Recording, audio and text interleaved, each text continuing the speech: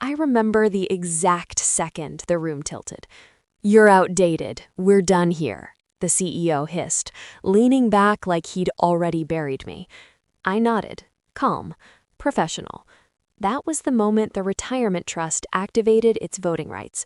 By Monday morning, the board convened an emergency meeting with one question on the agenda, whispered like a crime scene riddle. Who just fired the person who owns 76% of the shares? They didn't know yet, but I did. It always starts smaller than people expect. Friday night, family dinner, white tablecloth, overcooked lamb. My son rehearsing his words in his head before releasing them, carefully, bravely. My wife's father smirked when the pause stretched too long. Laughter, nervous, complicit. Plates clinked. Someone coughed. No one defended him. My son's eyes dropped to his hands. I felt something old and precise click into place inside me. Not rage, alignment. That night when we got home, my phone buzzed itself to exhaustion. 43 missed calls. They weren't from family. They were from men who suddenly needed me very badly.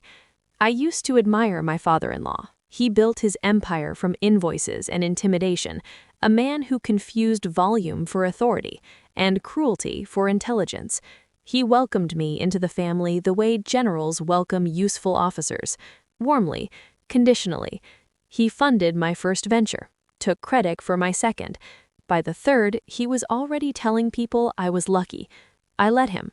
I let the CEO do the same years later. Different man, same posture. Same assumption that proximity to power meant ownership of it. I built his turnaround strategy quietly, negotiated debt, structured the employee pension vehicle no one read past page 3. I was the numbers man, replaceable, until I wasn't. The betrayal didn't announce itself. It leaked. A calendar invite I wasn't copied on, a revised cap table with my name misspelled and minimized, a joke at my expense in a board corridor that stopped when I rounded the corner. Then the dinner. Then the laugh. Pain has a way of sharpening math. I went home and opened files I hadn't touched in years. Trust documents, deferred voting clauses, the contingency language everyone signed because it simplified things. I reviewed surveillance logs from our own compliance software. Who accessed what, when.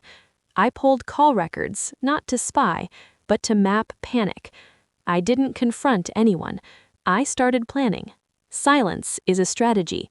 I restructured nothing that would raise alarms. I waited out reporting cycles. I let the CEO feel confident enough to be sloppy. He approved a buyback using the pension trust as collateral, assuming it was passive. It wasn't. My father-in-law moved faster. He always underestimated patience. I filed 2 anonymous ethics complaints backed by immaculate documentation. One landed with regulators, one landed with his biggest lender. Both were true. That's the part people miss. Revenge works best when it's accurate. Friday morning, he mocked my son. Friday night, his credit line froze. By Saturday, his assistants stopped answering their phones. Monday came dressed like a routine. The boardroom smelled like burnt coffee and fear. The CEO smiled until legal cleared their throat. The trust had voted. Unanimously. Emergency clause. Change of control. He looked at me then. Really looked. Recognition crawled across his face too late to matter. He started. I didn't interrupt. I didn't need to. The chair asked the question for him, the one that would be quoted later. Who authorized the termination of the majority shareholder? No one answered, because the answer was already sitting there, hands folded, calm as a man watching a lock click open. My phone buzzed again during the meeting. I didn't check it. I knew who it was. My father-in-law came home to darkness that night. His house wasn't seized. That would have been dramatic.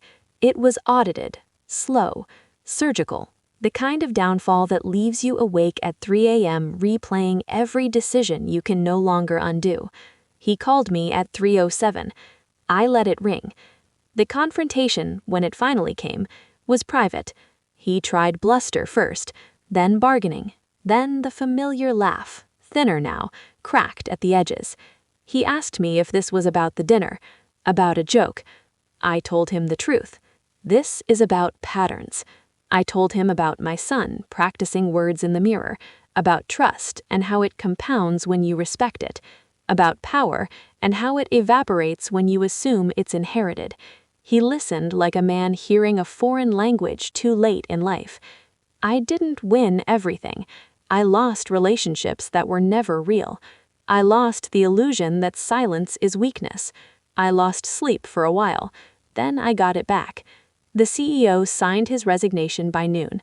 My father-in-law sold assets to survive. My son asked me why Grandpa wasn't coming over anymore. I told him some people forget how to be kind. He nodded. He understood that.